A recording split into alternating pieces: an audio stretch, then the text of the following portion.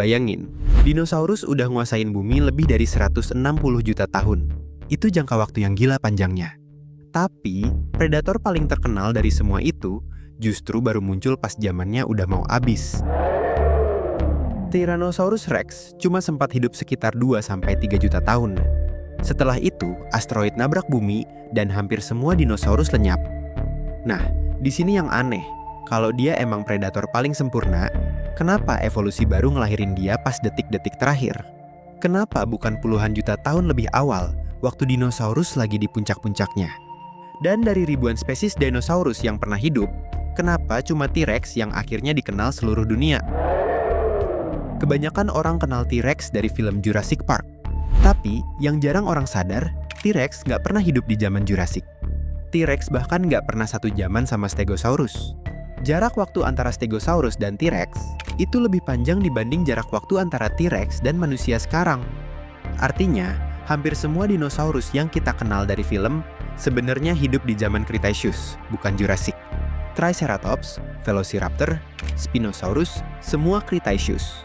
Judul film itu sendiri yang bikin banyak orang salah paham.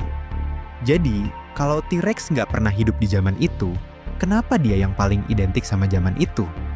Jawabannya bukan dari layar bioskop. Jawabannya dari fosil yang terkubur puluhan juta tahun di dalam tanah. Nggak ada satu manusia pun yang pernah lihat T-Rex hidup-hidup. Semua yang kita tahu tentang dia murni hasil baca fosil. Sampai sekarang, ilmuwan udah nemuin lebih dari 10.000 fosil dinosaurus dan berhasil ngenalin lebih dari 1.000 spesies berbeda. Hebatnya, para paleontolog masih menemukan sekitar 50 spesies baru setiap tahunnya. Artinya apa? Dunia dinosaurus itu belum kelar dipetain. Satu penemuan baru aja bisa ngubah total semua yang kita yakini selama ini. Sekarang, balik ke T-Rex. Buat ngerti kenapa dia bisa jadi sekuat itu, kita harus lihat dulu tempat dia tinggal. Kita terbang ke Amerika Utara, jutaan tahun sebelum benua ini punya bentuk kayak sekarang. Waktu itu, ada laut dangkal yang motong benua jadi dua bagian besar, Laramidia di barat dan Appalachia di timur. Nah, T-Rex itu cuma hidup di Laramidia, wilayah yang jauh lebih sempit dari yang orang kira. Dia nggak pernah nguasain seluruh dunia.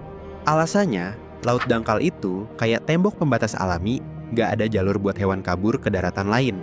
Yang kejebak di situ, akhirnya berevolusi jadi spesies-spesies yang cuma ada di sana, termasuk T-Rex.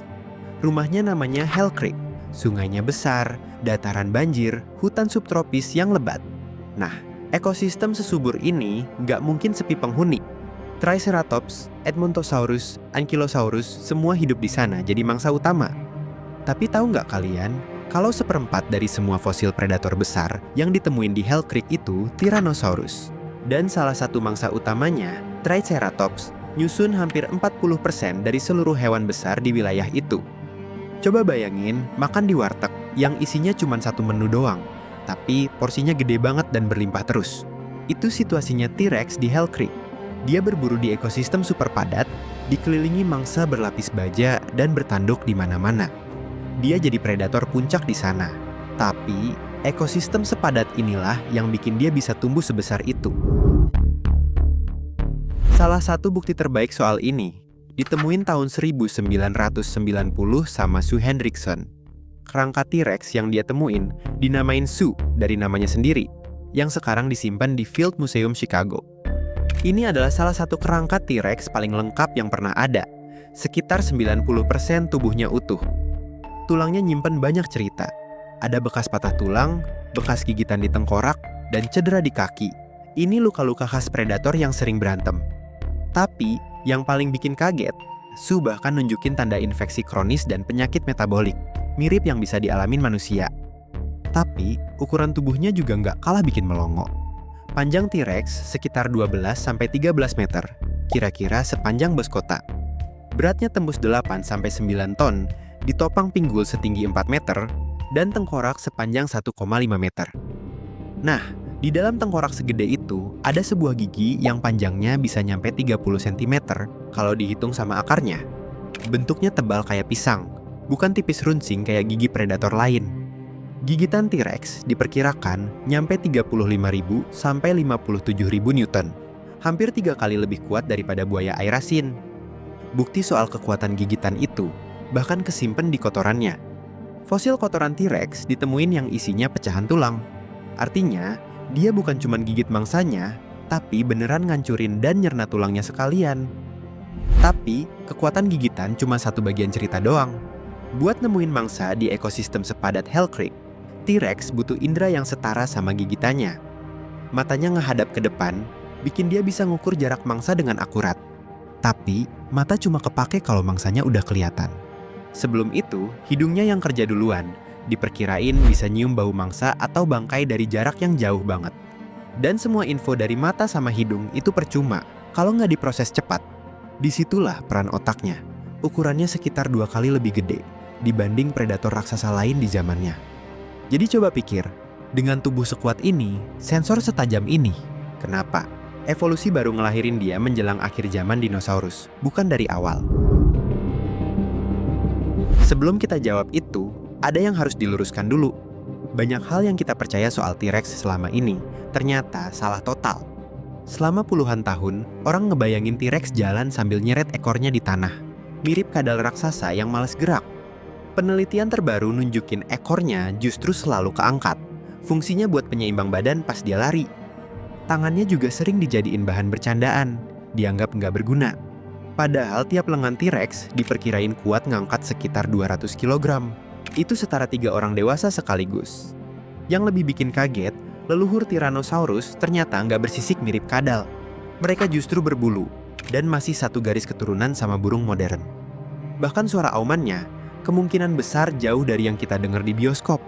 Peneliti menduga T-Rex ngeluarin suara yang sangat rendah, semacam gabungan suara burung besar sama buaya. Saking rendahnya, kuping manusia susah nangkep suara itu sebagai bunyi. Jadi kalau T-Rex beneran ngeluarin suara di depan kamu, mungkin kamu nggak bakal denger duluan. Yang kamu rasain justru getaran di dada. Banyak gambaran populer soal T-Rex asalnya dari film, bukan dari penelitian terbaru. Dan ini baru permukaan doang. Buat beneran ngerti kenapa T-Rex bisa sesempurna itu, kita harus mundur jauh, ke masa sebelum dia lahir. Sekitar 230 juta tahun lalu, semua benua di bumi masih nyatu jadi satu daratan raksasa bernama Pangea. Iklimnya panas banget, gurun terbentang di mana-mana. Nah, dinosaurus pertama yang muncul waktu itu jauh dari kata perkasa. Panjangnya cuma sekitar 1 meter, dengan berat cuma 2-10 kg. Ukurannya nggak jauh beda dari kucing kampung. Dan dia cuma jadi salah satu dari banyak reptil lain yang rebutan tempat di bumi. Belum ada tanda-tanda dia bakal jadi penguasa planet ini. Tapi, semua berubah gara-gara satu bencana. Letusan vulkanik besar-besaran yang nyebabin kepunahan massal. Dan banyak pesaing dinosaurus ikut lenyap. Begitu masuk zaman Jurassic, dinosaurus yang tadinya cuma pemain kecil mulai ngambil alih bumi. Masuk ke zaman Cretaceous, benua-benua mulai kepisah dan permukaan laut naik. Tapi, perubahan paling penting justru datang dari tumbuhan. Tumbuhan berbunga mulai berevolusi, dan itu ngubah total menu makanan di darat. Herbivora ikut nyesuaiin diri sama makanan baru itu. Lalu, muncul kelompok baru yang sukses banget, semacam Hadrosaurus dan Ceratopsia. Herbivora yang jauh lebih gede dan lebih kuat dari generasi sebelumnya. Nah, ini poin pentingnya.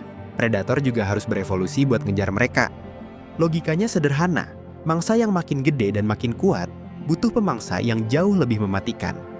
Dari rangkaian panjang perubahan iklim, tumbuhan, dan mangsa inilah akhirnya muncul Tyrannosaurus Rex. Jadi, T-Rex nggak muncul tiba-tiba. Dia hasil dari jutaan tahun perubahan bumi yang numpuk satu sama lain. Dan itu jawaban kenapa dia baru lahir menjelang akhir, bukan dari awal. Butuh 160 juta tahun sebelum semua kondisi itu akhirnya pas buat ngelahirin predator sesempurna dia. Tapi, kalau dia jadi predator paling sempurna, kenapa akhirnya tetap punah? Jawabannya nanti, karena sebelum itu, ada satu hal yang perlu kamu tahu dulu. Semua yang barusan diceritain soal T-Rex, dari gigitan sampai penciumannya, itu semua nggak turun dari langit. Itu hasil kerja keras manusia yang gali tanah lebih dari 1 abad. Dan ceritanya dimulai dari 2 orang yang saling benci. Antara tahun 1890-an, Amerika masuk era yang dikenal sebagai Bone Wars. 2 ilmuwan, Edward Cope dan Othniel Marsh, saling sikut ketat buat nyari fosil sebanyak mungkin di wilayah barat Amerika. Nah, rivalitas mereka ini justru mempercepat penemuan spesies dinosaurus baru di masa itu. Titik baliknya datang tahun 1902. Barnum Brown nemuin fosil Tyrannosaurus pertama di Hell Creek, Montana.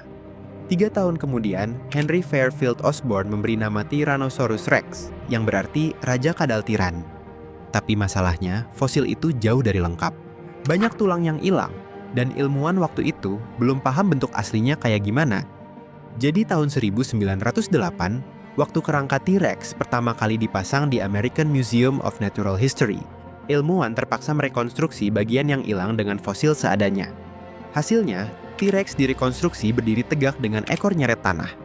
Ini bukan karena ilmuwan salah, tapi karena bukti yang ada waktu itu masih sangat terbatas. Nah, makin banyak fosil ditemuin, makin banyak teori yang berubah. Cara berjalan, cara berburu, sampai penampilannya terus direvisi. Berkat CT scan dan rekonstruksi digital, ilmuwan sekarang bisa melihat detail yang dulu terasa mustahil. Dari situ, muncul perdebatan soal cara berburu T-Rex.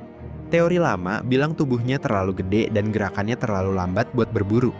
Jadi, dia dianggap cuma nunggu bangkai dari predator lain. Tapi, bukti baru nunjukin sebaliknya. Ada bekas gigitan di tulang Triceratops yang udah sembuh. Artinya, mangsanya masih hidup pas digigit, dan sempat pulih dulu sebelum akhirnya mati. Kesimpulannya, T-Rex kemungkinan besar pemburu aktif. Sekaligus nggak nolak bangkai kalau ada kesempatan gratis di depan mata. Tapi, sehebat apapun T-Rex beradaptasi soal makanan, semua itu nggak ada gunanya pas bencana besar datang. 66 juta tahun lalu, asteroid Chicxulub nabrak bumi. Kebakaran terjadi di mana-mana. Debu tebal nutupin langit selama bertahun-tahun, ngalangin sinar matahari nyampe ke permukaan. Tanpa cahaya, tumbuhan berhenti berfotosintesis. Begitu tumbuhan mati, seluruh rantai makanan ikut runtuh. Tyrannosaurus Rex pun punah, bareng seluruh dinosaurus non-unggas lainnya. Jadi, kenapa T-Rex bisa sebegitu ikonik? Karena butuh lebih dari 160 juta tahun evolusi buat ngelahirin dia. Dan pas Tyrannosaurus Rex akhirnya nyampe puncak kejayaannya, dunia yang ngelahirin dia justru mulai berakhir.